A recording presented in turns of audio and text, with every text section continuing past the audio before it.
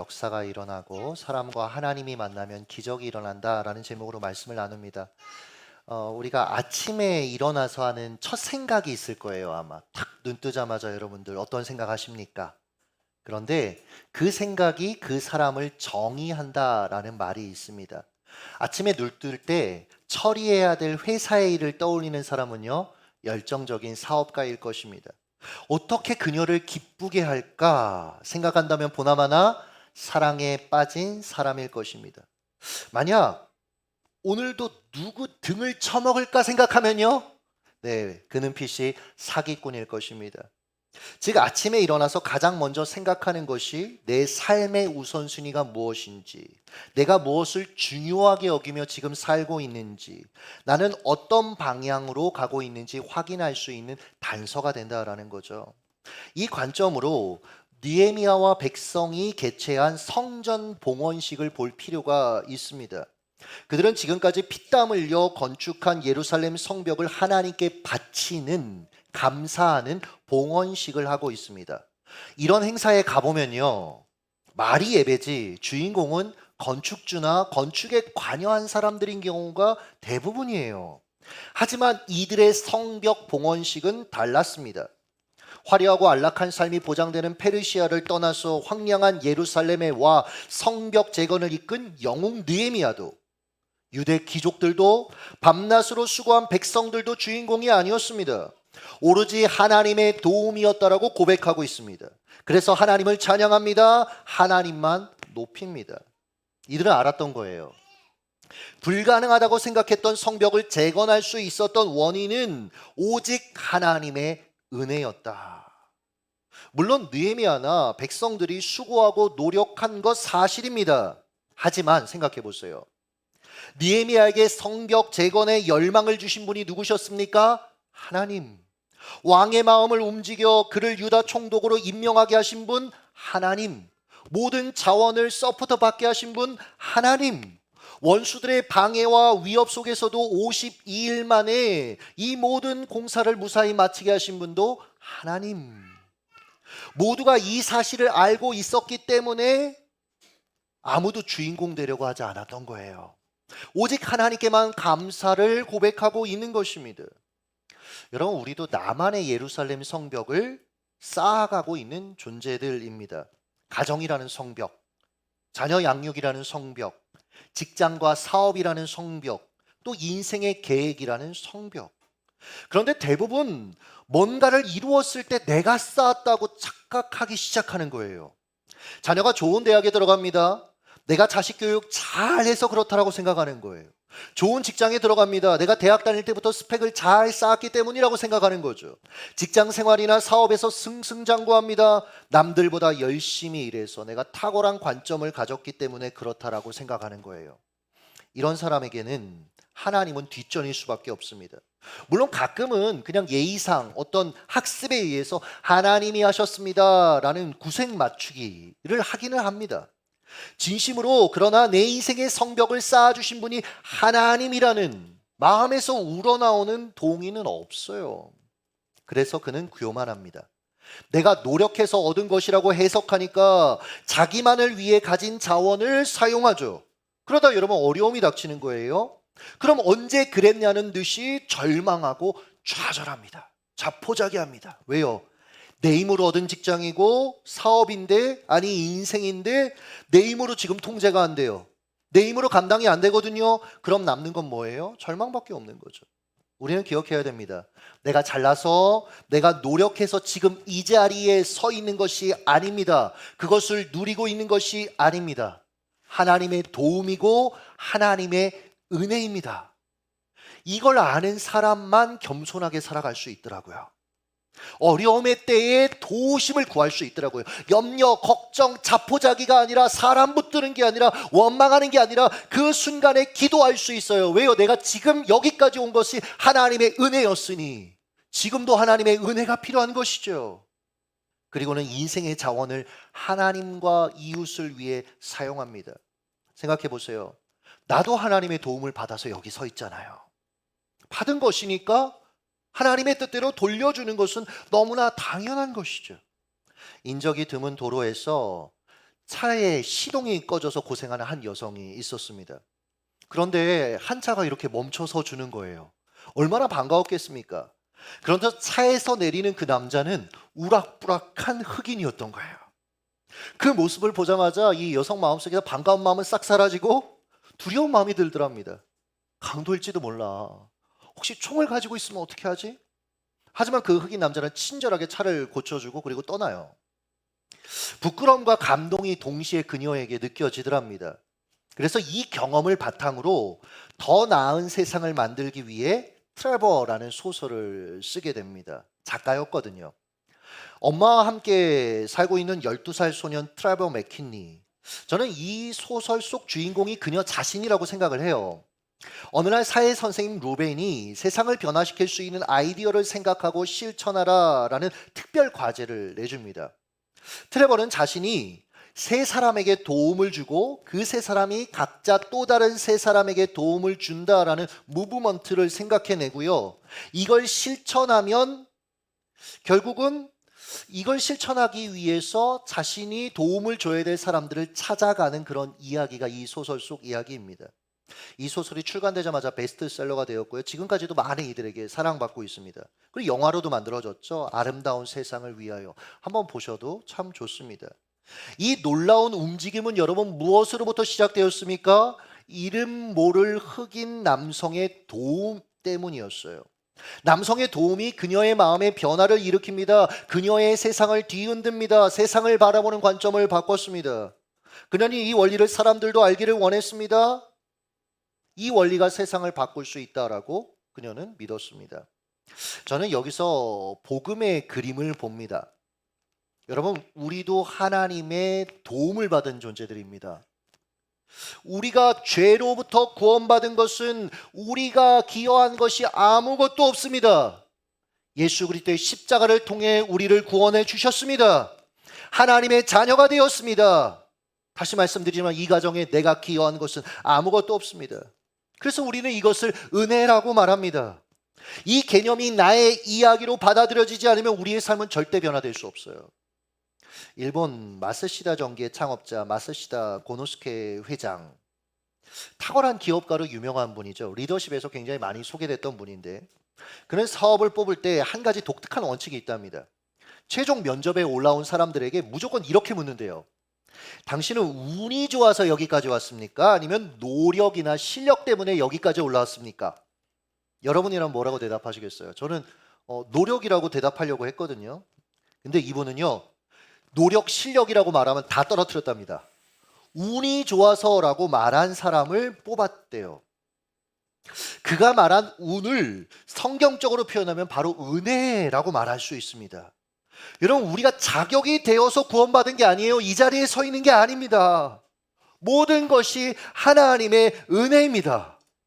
이걸 가장 잘 이해하고 살았던 인물, 사도 바울을 꼽을 수 있을 것 같아요. 그는 자동차나 비행기가 없던 시대에 오늘날 터키 지역이죠. 소아시리아를 다니며 많은 교회를 개척한 인물입니다. 유럽의 기독교가 확고한 뿌리를 내린 것도 바울 때문이에요. 그는 또한 신약 성경 대부분을 기록했습니다. 이 정도면 야, 내가 얼마나 열심히 살았는지 너희들 알지?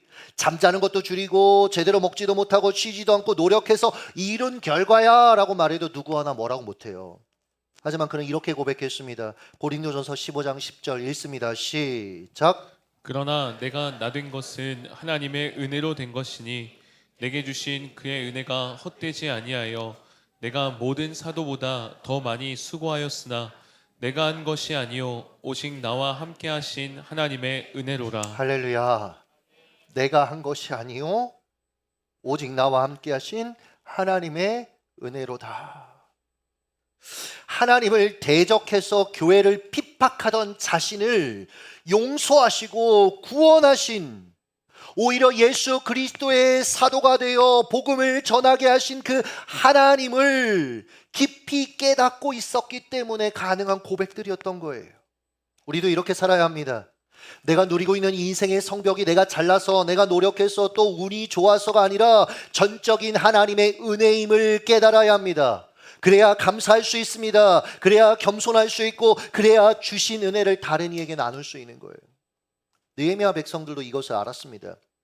그래서 여러 가지 개혁들을 이 성벽을 재건하고 그 이후에 실천하는데요. 그 중에 하나가 7년마다 이웃의 빚을 탕감해 주라는 하나님의 명령을 지키는 것이었습니다. 그러니까 여러분, 형제에게 새로운 시작을 할 수 있도록 해주는 거예요. 빚이 얼마나 무겁습니까?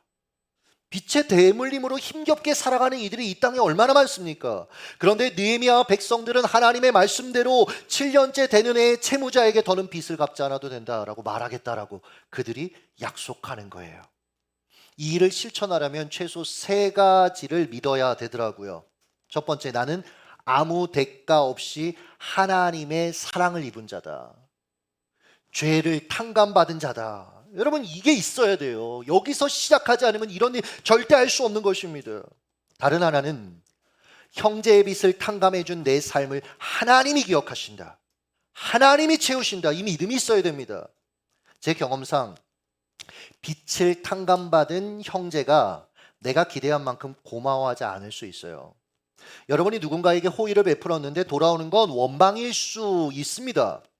당연한 일을 했으면서 왜 생색내느냐 이런 말을 들으실 수도 있어요. 그때 여러분 너무 억울해하지 마십시오. 하나님은 내 삶을 기억하십니다. 왜요? 하나님이 기뻐하는 삶을 살아가니까. 그에게 받지 못한 감사 하나님이 더 풍성한 것으로 돌려주십니다. 내가 감수한 손에 하나님이 더 풍성한 것으로 채워주십니다. 이걸 믿어야 다른 이들을 도울 수 있더라고요. 군 제대하고 동생이 머물던 목회자 자녀를 위한 기숙사에서 살았던 적이 있습니다. 방 2개였어요. 그리고 거실 좁은 하나 있었는데 저희 형제가 한 방을 썼고 그리고 다른 방에 선교사 자녀 하나가 생활을 했습니다. 근데 이 친구가 평상시에도 조금 이렇게 좀 관계를 맺는데 좀 어려움이 있다 싶었는데 군대 간다라는 걸 저희한테 얘기 안 하고 그냥 군대에 가버렸는데 문제는 자신이 내야 될 공과금과 생활비를 내지 않았어요. 꽤 많이 밀려 있었거든요. 제 동생이 누굽니까? 엄청 열받아 했어요. 그래서 제가 동생을 진정시키고 제가 그 몫을 감당하겠다고. 그때 제 사례비가 한 달에 한 50만 원 정도 됐거든요. 근데 그것을 감당하겠다고 했습니다. 왜냐하면 선교사 자녀로서 힘들었겠지라고 그냥 그렇게 생각하기로 했어요. 물론 이후 그 친구가 저를 찾아와서 사과거나 고맙다고 말한 적 없습니다. 생사를 알지 못한 채 한 20년 넘게 지금 지나가고 있죠. 그러나 하나님은 제 삶을 기억하셨어요. 그리고 하나님께서 제 삶을 채우셨습니다. 여러분, 사람에게 무언가를 받으려고 하지 마십시오. 하나님이 채우십니다. 나머지 하나는 우리는 돈 중심으로 돌아가는 이 세상의 일원이 아니라 하나님의 사랑을 흘려보내는 은혜의 존재로 부름받았다는 거 믿어야 이렇게 할 수 있는 겁니다. 돈 때문에 울고 웃는 세상입니다. 돈 때문에 사람 이용하고 심지어 목숨도 끊는 세상입니다. 그야말로 돈 세상이죠. 돌아버린 세상입니다, 여러분들. 안타까운 것은 우리도 이 흐름에 휩쓸려 살아가게 된다는 겁니다. 하나님이 내 삶의 공급자이시건만 돈동거리면서 사는 거예요. 너무나 자주 돈 때문에 걱정한 나머지 나누는 데 인색해지는 겁니다. 가만 보면요, 돈동거리는 사람, 이거 제 얘기입니다. 돈동거리는 사람, 돈 없다고 우는 소리 하는 사람들도 자기 하고 싶은 건 다 하더라고요. 저를 보니까. 이건 돈이 없는 게 아니라 돈에 내가 매여 있다라는 증거입니다. 예수님도 이렇게 말씀하셨지 않습니까? 내 보물이 있는 그곳에 내 마음도 있느니라. 얼마 전부터 다음 세대들을 위해서 기도할 때 빼놓지 않고 하는 기도가 있습니다. 저에게 하는 기도이기도 해요. 하나님, 다음 세대 중에 훗날 사업하게 될 아이들이 나올 텐데 사업 성공하면 돈 많이 벌면 나를 위해 거의 다 쓰고 남은 돈의 극히 일부만 하나님과 이웃을 위해 쓰는 그런 사업가 말고 하나님과 이웃을 위해 다 쓰고 남는 돈을 자신을 위해 쓰는 하나님 나라를 위해 사업하는 그런 사업가 나오게 해주세요. 어디 사업만 그럴까요? 여러분에게 허락하신 직장, 학교, 목회까지도 내게 주어진 것을 하나님과 이웃을 위해 사용할 때 그 사람을 통해 하나님이 원하시는 세상이 펼쳐질 수 있는 것입니다. 그 자원을 내가 움켜줘서 내가 더 잘 사용할 수 있다고 생각했는데 여러분, 엉뚱한데 얼마나 많이 흘러가고 있습니까? 한편 느헤미야 백성은 이 성벽 봉헌식을 진행을 하는데 그 순서를 좀 이렇게 보시면 성벽 위로 올라가서 행진하는 그런 시간을 갖습니다. 느헤미야 12장 31절 한번 읽겠습니다. 시작. 이에 내가 유다의 방백들을 성벽 위로 오르게 하고 또 감사 찬송하는 자의 큰 무리를 둘로 나누어 성벽 위로 대오를 지어 가게 하였는데 이 장면을 제가 이렇게 몇 번 읽다가 딱 눈에 들어왔는데요. 너무 감격적인 거예요. 이전에 여러분 우리가 느헤미야 계속 나누고 있는데 혹시 기억이 나실지 모르겠는데 느헤미야 백성들이 성벽 재건을 한창 초창기 하고 있을 때 대적들이 뭐라고 얘기했습니까? 야, 니들이 건축하는 그 돌성벽 여우 새끼 한 마리만 올라가도 다 무너질 거야. 이 말을 하나님도 들으셨던 겁니다. 그래서 그들의 말을 뒤엎어 버리십니다. 수많은 유대 지도자들과 레인들이 성벽에 올라가 찬양하고 행진하는데도 끄떡없는 견고한 성벽을 완성하게 해주셨습니다. 52일이라는 단시간에 공사를 마치게 하셨습니다. 이게 바로 우리 하나님이 일하시는 방식입니다. 악한 자들이 우리의 삶을 조롱하죠. 그런다고 뭐가 되겠어? 그런데 하나님이 역사하시면, 하나님이 개입하시면 오히려 그런다고 뭐가 되는 기적이 일구어지는 것이에요. 군 입대 후 처음 자대 배치를 받고 중대장님하고 면담하는 시간이 있었는데요. 제가 중대장님한테 겁도 없이 제가 되게 전투력이 아주 그때 충만했기 때문에 제가 사회에서 신학도 했지만 상담도 함께 공부했습니다. 그래서 저녁 점호 시간에 훈련병 상담을 하고 싶습니다라는 말도 안 되는 말을 내뱉었습니다. 근데 너무 이상한 게 이 중대장님이 고개를 끄덕끄덕거리면서 하라고, 너 그런 달란트가 있었냐고 하라고. 나중에 알고 보니까 이분이 막 이단에 빠진 초창기였습니다. 그래서 제가 신학생이라고 하니까 같은 교회라고 생각한 거예요. 그래서 제게 전폭적인 서포터를 해주셨습니다. 나중에는 막 맨날 불러서 이상한 얘기 하셨는데, 그래서 자대 배치 받고 100일째 되던 날부터 각 중대를 다니면서 훈련병들을 상담했습니다. 그때 고참들이 시비를 그때마다 걸었어요. 제가 이 말을 마치면서 오라고 하면 이렇게 뭐 이병 정통령하고 달려갔을 거 아닙니까? 이렇게 만지면서 너 미친 거 아니냐고. 네가 지금 상담은 네가 받아야 된다고. 근데 고참들 마음이 이해가 돼요. 제가 생각해도 그래요. 그런데요, 제가 일병 때 훈련병 총 2자루가 분실이 됩니다. 어떤 그 시사 프로그램에도 이거 나왔었어요. 그 여파로 부대가 박살이 납니다. 이때 새로운 신규 대장님이 오셨는데 어느 날 저를 부르시더라고요. 너가 과거에 훈련병들 상담했다며. 네 라고 했더니 너 지금 부대 분위기가 너무 안 좋으니까 일과 시간에 병사들 만나고 간부들 만나서 상담하라고 하는 거예요. 그래서 상담한 병사 중에 그때 그 고참이 있습니다. 그리고 무당도 있습니다. 이 총 사고 났을 때 총 어디에 누가 훔쳐갔는지 젊게 본다고 했던 그 고참도 힘들다고 와가지고 상담받더라고요. 하나님이 통쾌하게 그들의 말을 역전시켜 주신 것이죠. 극동방송 이사장 김장한 목사님이 자주 하는 말이 있죠. 사람과 사람이 만나면 역사가 일어나고 사람과 하나님이 만나면 기적이 일어난다. 할렐루야. 자, 유다 백성들이 성벽 위를 행진할 때 두 무리로 나눠서 이렇게 도는데요. 38절입니다. 같이 있습니다. 시작. 감사 찬송하는 다른 무리는 왼쪽으로 행진하는데 내가 백성의 절반과 더불어 그 뒤를 따라. 내가 그 뒤를 따라. 느헤미야는 무리의 뒤에서 지금 행진하고 있습니다. 이를 통해서 느헤미야에게 배울 수 있는 한 가지가 있습니다. 그는 헌신과 수고에는 앞장섰지만 누리는 자리는 뒤에 섰다라는 거예요. 느헤미야가 어떤 존재입니까? 예루살렘 성벽 재건의 주인공입니다. 그는 페르시아 제국의 정치적 실세였고 유다 총독이었습니다. 그가 앞장서서 맨 앞에서 행진한다고 해서 뭐라고 할 사람이 아무도 없었어요. 오히려 앞에 서시라고 사람들이 권했을 것입니다. 하지만 그는 맨 뒷줄에 서서 행진합니다. 밤에 우리는 어떻게 살아가고 있습니까? 헌신과 수고는 맨 뒷줄에 서려고 하고, 그리고 누리는 건 맨 앞에 서려고 해요. 내가 한 헌신과 수고에 대한 정당한 대접을 받기 원합니다. 이때 걸리는 병이 하나 있잖아요. 섭섭증. 이거 하나님도 못 고치는 병입니다. 수고는 내가 다 한 것 같은데 아무도 알아주지 않을 때 이 병에 우리가 걸립니다. 매일같이 티도 안 나는 온갖 집안일 수고했어요. 가족들이 근데 전혀 알아주지 않는 거죠. 이때 이 병과 함께 분노가 찾아옵니다. 직장에서 가정도 포기한 사람처럼 일했는데 아무도 알아주지 않는 겁니다. 때론 내가 만든 계획서를 들고 들어가서 자기가 칭찬받고 나오는 상사를 보면 그때 정말 여러분 배알이 뒤틀립니다. 이때 여러분 우리는 느헤미야를 기억했으면 좋겠습니다. 가장 합당한 사람이었으면서도 뒤에 섰던 그 사람, 느헤미야는 예수님의 마음을 가진 사람이었습니다. 빌립보서 2장 5절에서 8절 같이 한번 읽습니다. 시작. 너희 안에 이 마음을 품으라. 곧 그리스도 예수의 마음이니 그는 근본 하나님의 본체시나 하나님과 동등됨을 취할 것으로 여기지 아니하시고 오히려 자기를 비워 종의 형체를 가지사 사람들과 같이 되셨고 사람의 모양으로 나타나사 자기를 낮추시고 죽기까지 복종하셨으니 곧 십자가에 죽으심이라. 할렐루야.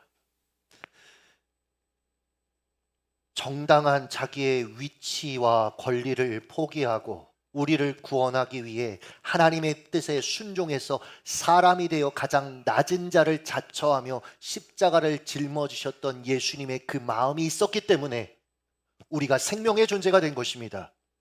우리가 여러분 구원받은 것입니다. 여러분 이것이 우리 안에도 동일하게 있어야 되지 않을까요? 은혜 입은 자로서 당연히 이 마음이 우리 가운데 있어야 되지 않을까요?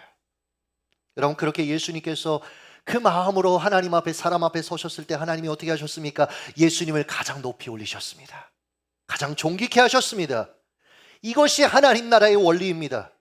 그러니 항상 헌신과 수고는 여러분 앞장서십시오. 그리고 누리는 것은 맨 끝에 서십시오. 하나님의 일하심이 드러나는 인생을 살게 되실 것입니다. 말씀을 맺겠습니다.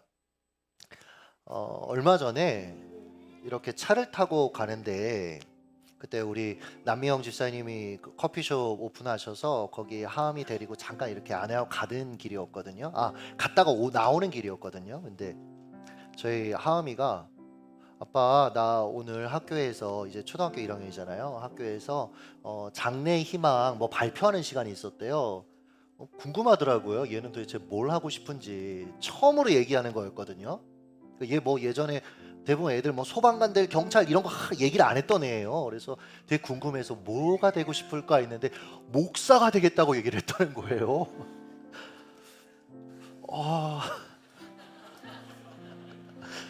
조금 안도는 됐어요. 내가 너무 막 살고 있질 않구나 집에서. 그냥 아이가 보기에 그래도 괜찮은 삶이라고 생각이 되는구나. 근데요 예전 같았으면 제가 그랬을 거예요. 야, 너 딴 거 생각해봐. 야, 의사도 엄마는 옆에서 얘기했어요. 의사도 있고 막 이렇게 얘기했어요.